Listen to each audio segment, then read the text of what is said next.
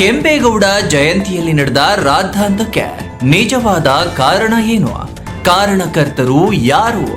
ತೋಳು ತಟ್ಟಿ ಮೀಸೆ ತಿರುವಿದ್ದು ಶಾಸಕರ ಪ್ರಚೋದನೆಯಲ್ಲವೇ? ಜನಪ್ರತಿನಿಧಿಯಾಗಿ ರಂಪಾಟವನ್ನ ತಡೆಯಬೇಕಿದ್ದ ಶಾಸಕರು ಹೀಗೆ ಪ್ರಚೋದನೆ ನೀಡಿರುವುದು ತಪ್ಪ ಸರಿನಾ? ಪೊಲೀಸರ ರಕ್ಷಣೆ ನೋಡಿಕೊಂಡು ಭುಜ ತಟ್ಟಿ ಮೀಸೆ ತಿರುವಿದ್ರ ಶಾಸಕ ಪ್ರದೀಪ್ ಈಶ್ವರ್.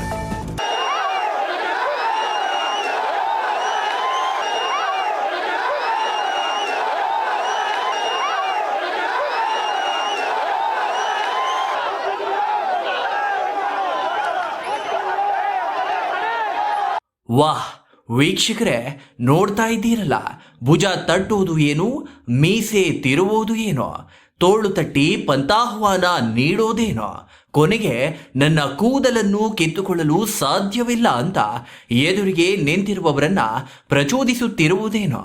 ಈ ಶಾಸಕನ ವರ್ತನೆ ಸರಿಯೇ?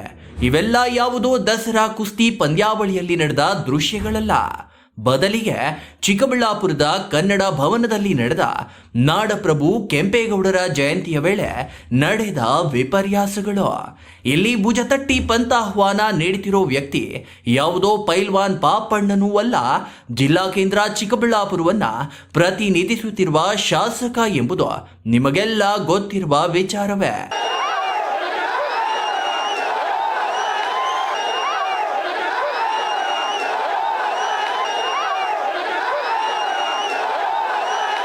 ಸರ್ಕಾರದಿಂದ ಆಯೋಜಿಸಿದ್ದ ಕೆಂಪೇಗೌಡ ಜಯಂತಿ ಕಾರ್ಯಕ್ರಮಕ್ಕೆ ನುಗ್ಗಿದ ಕೆಲವರು ಶಾಸಕರ ವಿರುದ್ಧ ಘೋಷಣೆ ಕೂಗಿ ಆಕ್ರೋಶ ವ್ಯಕ್ತಪಡಿಸಿದ್ದಾರೆ. ಇದಕ್ಕೆ ಕಾರಣ ಏನೇ ಇರಲಿ, ಸರ್ಕಾರಿ ಕಾರ್ಯಕ್ರಮದಲ್ಲಿ ಇಂತಹ ಗದ್ದಲ ಎಬ್ಬಿಸುವುದು ತಪ್ಪು. ಇದನ್ನ ತಡೆಯಬೇಕಾದವರು ಪೊಲೀಸರು. ಆದರೆ ಗಲಾಟೆ ತಡೆಯುವಲ್ಲಿ ಪೊಲೀಸರು ವಿಫಲರಾದ ಪರಿಣಾಮ ಆಗಬಾರದ ಅನಾಹುತ ಆಗೇ ಹೋಗಿದೆ. ಅಲ್ಲಿಗೆ ಜಗಳ ಮಾಡಿದವರ ವಿರುದ್ಧ ಕಾನೂನು ಕ್ರಮ ಜರುಗಿಸಬೇಕಾದ ಕೆಲಸ ಪೊಲೀಸರದ್ದು. ಆದರೆ ರೌಡಿಯಂತೆ ಶಾಸಕರೊಬ್ಬರು ಹೀಗೆ ಆಕ್ರೋಶ ಭರಿತರಾಗಿದ್ದ ಯುವಕರ ಗುಂಪನ್ನ ಪ್ರಚೋದಿಸಿದ್ದು ತಪ್ಪಲ್ಲವೇ? ಈ ಬಗ್ಗೆ ಯಾಕೆ ಪೊಲೀಸರು ಗಮನ ಹರಿಸುತ್ತಿಲ್ಲ ಎಂಬ ಪ್ರಶ್ನೆಗೆ ಈಗ ಉತ್ತರ ದೊರೆಯಬೇಕಿದೆ. ಯಾವುದೇ ಅಹಿತಕರ ಘಟನೆ ನಡೆದಾಗ ಅದನ್ನ ತಡೆದು ತಣ್ಣಗಾಗಿಸುವ ಕೆಲಸ ಕೇವಲ ಪೊಲೀಸರದ್ದು ಮಾತ್ರವಲ್ಲ, ಜನಪ್ರತಿನಿಧಿಗಳೆನಿಸಿಕೊಂಡವರು ಮತ್ತು ಜವಾಬ್ದಾರಿ ನಾಗರಿಕರಿಗೂ ಸೇರಿದೆ. ಆದರೆ ಅದೇ ಜನಪ್ರತಿನಿಧಿಯಾಗಿ ರಂಪಾಟವನ್ನ ತಡೆಯಬೇಕಿದ್ದ ಶಾಸಕರು ಹೀಗೆ ಪ್ರಚೋದನೆ ನೀಡಿರುವುದು ತಪ್ಪು ಎಂಬ ಯೋಚನೆ ಪೊಲೀಸರಿಗೆ ಬಾರದಿರುವುದೇ ವಿಪರ್ಯಾಸ. ಕಾರ್ಯಕ್ರಮಕ್ಕೆ ನುಗ್ಗಿ ಅಡಚಣೆ ಮಾಡಿದವರ ವಿರುದ್ಧ ಪ್ರಕರಣ ದಾಖಲಿಸಿ ವಶಕ್ಕೆ ಪಡೆಯುತ್ತಿರುವ ಪೊಲೀಸರು ಪ್ರಚೋದನೆ ನೀಡಿ ಕಾನೂನು ಸುವ್ಯವಸ್ಥೆಗೆ ಭಂಗ ತರುವ ರೀತಿಯಲ್ಲಿ ವರ್ತಿಸಿದ ಜನಪ್ರತಿನಿಧಿಯಾದವರ ವಿರುದ್ಧವೂ ಯಾಕೆ ಕಾನೂನು ಕ್ರಮಕ್ಕೆ ಮುಂದಾಗಿಲ್ಲ ಎಂಬ ಪ್ರಜ್ಞಾವಂತರ ಪ್ರಶ್ನೆಗೆ ಉತ್ತರಿಸಬೇಕಿದೆ.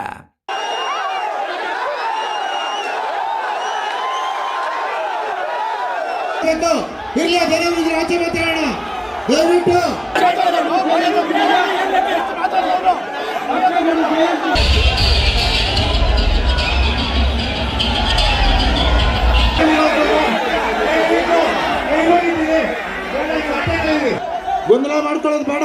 ನೋಡ, ಯಜಮಾನ್ರು ಬಂದವ್ರು ನೋಡಪ್ಪ, ಯಜಮಾನ್ರು ಬಂದವ್ರು ನೋಡಪ್ಪ.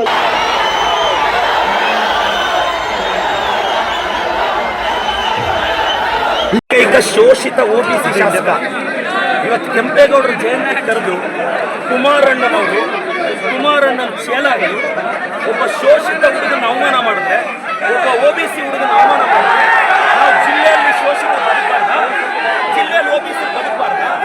ಕುಮಾರಣ್ಣ, ನೀನು DK ಅವ್ರನ್ನೂ ಸಹಿಸಲ್ಲ, ಚೆಲುವಣ್ಣನೂ ಸಹಿಸಲ್ಲ, OBCನೂ ಸಹಿಸಲ್ಲ. ಚಿಕ್ಕಬಳ್ಳಾಪುರ ಜಿಲ್ಲೆಯಲ್ಲಿ ಕಳೆದ 3 ಅವರಿಂದ ನೀವು ನೋಡಿದ್ದೀವಿ, ಒಂದೇ ಒಂದು OBC MLA ಶೋಷಿತ ವರ್ಗದ MLA ನನ್ನ ಕುಟುಂಬವನ್ನ, ನನ್ನನ್ನು ಏಕವಚನದಲ್ಲಿ ನೀವು ರೆಕಾರ್ಡ್ ಮಾಡಿದ್ದೀರಾ. ನಾನು ಪೇಷನ್ಸ್ ಆಗಿದ್ದೀನಿ. ಎಸ್, ನಾವು ಶೋಷಿತರು, OBCಗಳು. ನಿಮ್ಮ ಮನೆ ವಾಚ್ಮ್ಯಾನ್ ಕೆಲಸ ಮಾಡೋಕ್ಕೆ ನಾವು ಲಾಯಕ್ಕು. ನಿಮ್ಮ ಮನೆ ಕೂಲಿಗೆ ಬರ್ತೀವಿ, ನೀವು ಬಿಸಾಕೋ ಭಿಕ್ಷೆ ಅನ್ನ ತಿಂತೀವಿ, ನಿಮ್ಮ ಮನೆಗೆ ವಾಚ್ಮ್ಯಾನ್ ಕೆಲಸ ಮಾಡ್ತೀವಿ. ಒಬ್ಬ ಶೋಷಿತ ಶಾಸಕನನ್ನ, ಒಬ್ಬ OBC ಶಾಸಕನನ್ನ ನಡೆಸ್ಕೊಳ್ಳೋ ರೀತಿನ ನಮ್ಮ ಜಯಂತಿಗಳು ಯಾವತ್ತಾದ್ರೂ ನಿಮ್ಮ ನಾಯಕರನ್ನ ನಾವು ಅವಮಾನಿಸಿದ್ವಿ? ನಮ್ಮ ಜಯಂತಿಗಳಲ್ಲಿ ನಿಮ್ಮ ನಾಯಕರನ್ನ ಅವಮಾನಿಸಿದ್ವಿ? ಇವತ್ತು ನಾನು ಪೇಷನ್ಸ್ ಆಗಿದ್ದೀನಿ. ನಾನು ಇವತ್ತು ಹೇಳ್ತೀನಿ, ಕುಮಾರಣ್ಣ ನೀನೊಬ್ಬ OBC ಹುಡುಗನ ಟಾರ್ಗೆಟ್ ಮಾಡಿ ಇವತ್ತು ಸ್ಟೇಟ್ ಇಂದ JDS ಕಾರ್ಯಕರ್ತರು ಬಂದಿದ್ದಾರೆ. ರೇ, ನಾನೊಬ್ಬ ಒಕ್ಕಲಿಗರ ನಾಯಕ DK ಶಿವಕುಮಾರ್ ಪರವಾಗಿ ನಿಂತಿರೋದು. ಇವ್ರಿಗೆ ಒಕ್ಕಲಿಗರು ಬೆಳಿಬಾರ್ದು, ಬೇರೆಯವನು ಬೆಳಿಬಾರ್ದು. ಕುಮಾರಣ್ಣ ಖಬರ್ದಾರ್, ನಿನ್ ಚೇಲಗಳಿಗೆಲ್ಲ ಎದುರೋನಲ್ಲ ನಾನು. ತಾಕತ್ತಿದ್ರೆ ಬಾ, ರವಿಕುಮಾರ್ ಕೈಯಲ್ಲಿ ಚಾಲೆಂಜ್ ಮಾಡಿಸೋದಲ್ಲ. ನಿನಗೆ ತಾಕತ್ತಿದ್ರೆ ನೀನ್ ಬಂದು ನಿಂತ್ಕೋಬೇಕು ಚಿಕ್ಕಬಳ್ಳಾಪುರದಲ್ಲಿ. ಬಾ, ನೋಡೇ ಬಿಡೋಣ ನೀನು ಕುಮಾರಣ್ಣ. ನೀವು ಕುಮಾರಣ್ಣ ಇವತ್ತು 1000 ಜನ ಬಂದು ನೀವು ಕಂಪ್ಲೀಟ್ ರೆಕಾರ್ಡಿಂಗ್ ನೋಡಿ ನನ್ನ ಬಗ್ಗೆ, ನನ್ನ ಕುಟುಂಬದ ಬಗ್ಗೆ ತೇಜೋವಧೆ ಮಾಡಿದ್ದಾರೆ. ನಾನು ಕುಮಾರಣ್ಣನಿಗೆ ಹೇಳ್ತಾ ಇದ್ದೀನಿ, ನಿಖಿಲ್ ಅವ್ರಿಗೆ ಹೇಳ್ತಾ ಇದ್ದೀನಿ, ನಿಖಿಲ್, ಕುಮಾರಣ್ಣ ನೀವು ನಮ್ಮ ಬಗ್ಗೆ ಪ್ರಶ್ನೆ ಮಾಡಿದ್ರಿ, ನಾವು ನಿಮ್ಮನ್ನ ಪ್ರಶ್ನೆ ಮಾಡಿದ್ವಿ, ಮತ್ತೆ ಪ್ರಶ್ನೆ ಮಾಡ್ತಿದ್ದೀನಿ. 32 ಎಕರೆ ತಗೊಳಕ್ಕೆ ನೀವು ಯಾವ ಬದನೆಕಾಯಿ ಸೀಡು, ಯಾವ ಟೊಮೊಟೊ ಸೀಡ್ ಹಾಕಿದ್ರಿ ಹೇಳಿ, ನಾನು ನಮ್ಮ ರೈತರಿಗೆ ಆ ಬದನೆಕಾಯಿ ಸೀಡ್ ಕೊಡಿಸ್ಬೇಕು. ಕುಮಾರಣ್ಣ, ನಾನು ಮತ್ತೆ ಹೇಳ್ತಾ ಇದ್ದೀನಿ, ನೀವು 1000 ಜನ ಚೇಲಗಳನ್ನ 1000 ಪೇಮೆಂಟ್ ಕೊಟ್ಟು 90 ಕಳಿಸ್ಬಿಟ್ರೆ ಹೆದರ್ತೀವ ನಾವು? ಹೆದರ್ತೀವ? ನಾನು ಕುಮಾರಣ್ಣ, ನೀವೊಬ್ಬ ಶೋಷಿತ ಹುಡುಗನ ಅವಮಾನ ಮಾಡಿದ್ದು, ಒಬ್ಬ OBC ಹುಡುಗನ ಅವಮಾನ ಮಾಡಿದ್ದು. ಕುಮಾರಣ್ಣ against OBC, JDS against OBC. ನಾನು ಕಳೆದ 2 ಅವರಿಂದ ನನ್ನ ತಾಯಿ ಬಗ್ಗೆ ಕೇಳ್ತಾರೆ ಇವರು, ನನ್ನ ಕುಟುಂಬದ ಬಗ್ಗೆ ಕೇಳ್ತಾರೆ ಇವರು. ನನ್ನ ತಾಯಿ, ನನ್ನ ಕುಟುಂಬ, ನನ್ನ ಶ್ರೀಮತಿ ಬಗ್ಗೆ ಮಾತಾಡ್ತಾರೆ ಎದುರುಗಡೆಯಿಂದ. ಒಬ್ಬ OBC ಅವ್ರ ತಾಯಿ ಅಷ್ಟು ಕೀಳ ನಿಮಗೆ? ಒಬ್ಬ ಅಹಿಂದ ಹುಡುಗನ ತಾಯಿ ಅಂದ್ರೆ ಕೀಳ ನಿಮಗೆ? ಒಬ್ಬ ಅಹಿಂದ ಹುಡುಗನ ತಾಯಿನ ನೀಚವಾಗಿ ಮಾತಾಡಿದ್ರು, ಒಬ್ಬ ಅಹಿಂದ ಹುಡುಗನ ಕುಟುಂಬದ ಬಗ್ಗೆ ನೀಚವಾಗಿ ಮಾತಾಡಿದ್ರು. ಕುಮಾರಣ್ಣ ಖಬರ್ದಾರ್, ಕುಚ್ ಭಿ ನಹೀ ಕರ್ ಸಕ್ತಾ ಆಪ್. ಇನ್ನು ವಿಡಿಯೋದಲ್ಲಿನ ಘೋಷಣೆಗಳನ್ನ ಸ್ವಲ್ಪ ಕೇಳಿಸಿಕೊಳ್ಳಿ. SCಗಳಿಗೆ ಜಯಕಾರ ಹಾಕುತ್ತಿರೋದು ಕೂಡ ಅದೇ ಜನಪ್ರತಿನಿಧಿ.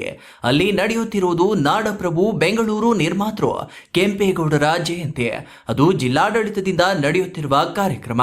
ಶಿಷ್ಟಾಚಾರದ ಪ್ರಕಾರ ಸ್ಥಳೀಯ ಶಾಸಕರು ಈ ಕಾರ್ಯಕ್ರಮದ ಅತಿಥಿಯಾಗಿ ಬಂದ ಶಾಸಕರು ಕೆಂಪೇಗೌಡರ ಬಗ್ಗೆ ಗುಣಗಾನ ಮಾಡುವ ಬದಲು ಹೀಗೆ ಅನಗತ್ಯವಾಗಿ SC ಸಮುದಾಯದ ಪರ ಘೋಷಣೆಗಳನ್ನ ಕೂಗಲು ಕಾರಣವೇನು? ಇದು ಪ್ರಚೋದನೆಯಲ್ಲವೇ? ಆ ಮೂಲಕ ಒಂದು ಸಮುದಾಯದ ವಿರುದ್ಧ ಮತ್ತೊಂದು ಸಮುದಾಯವನ್ನ ಎತ್ತಿಕಟ್ಟುವ ಕೆಲಸವನ್ನ ಖುದ್ದು ಶಾಸಕರೇ ಮಾಡಿದಂತಾಗಲಿಲ್ಲವೇ? ಹಾಗಿದ್ದರೂ ಪೊಲೀಸರು ತಡೆಯಲು ಮುಂದಾಗಿಲ್ಲ, ನಂತರ ಕಾನೂನು ಕ್ರಮವನ್ನು ಜರುಗಿಸಿಲ್ಲ ಯಾಕೆ ಎಂಬ ಪ್ರಶ್ನೆಗೆ ಉತ್ತರ ದೊರೆಯಬೇಕಿದೆ. ಆದರ್ಶ ಪುರುಷರನ್ನ ಸ್ಮರಿಸಿ ಅವರ ಹಾದಿಯಲ್ಲಿ ಸಾಗಲು ಸರ್ಕಾರ ಮಹಾನ್ ಪುರುಷರ ಜಯಂತಿಗಳನ್ನ ಸರ್ಕಾರದ ಮಟ್ಟದಲ್ಲಿ ಆಯೋಜಿಸಲು ತೀರ್ಮಾನಿಸಿದೆ. ಹೀಗೆ ಸರ್ಕಾರವೇ ಆಯೋಜಿಸುತ್ತಿರುವ ಜಯಂತಿಗಳಲ್ಲಿ ಪ್ರಮುಖವಾಗಿ ಸಂವಿಧಾನ ಶಿಲ್ಪಿ ಡಾಕ್ಟರ್ BR ಅಂಬೇಡ್ಕರ್ ಅವರ ಜಯಂತಿಯನ್ನ ಜಿಲ್ಲಾ ಕೇಂದ್ರದಲ್ಲಿ ಆಯೋಜಿಸಿದಾಗ ಈ ಶಾಸಕ ಪ್ರದೀಪ್ ಈಶ್ವರ್ ಅವರು ಕಾರ್ಯಕ್ರಮಕ್ಕೆ ಹಾಜರಾಗಲಿಲ್ಲ. ಹಸಿರು ಕ್ರಾಂತಿಯ ಹರಿಕಾರ ಮಾಜಿ ಉಪ ಪ್ರಧಾನಿ ಬಾಬು ಜಗಜೀವನ್ ರಾಮ್ ಜಯಂತಿ ಇದೇ ಜಿಲ್ಲಾಡಳಿತ ಆಯೋಜಿಸಿದಾಗಲೂ ಶಾಸಕರು ಹಾಜರಾಗಲಿಲ್ಲ.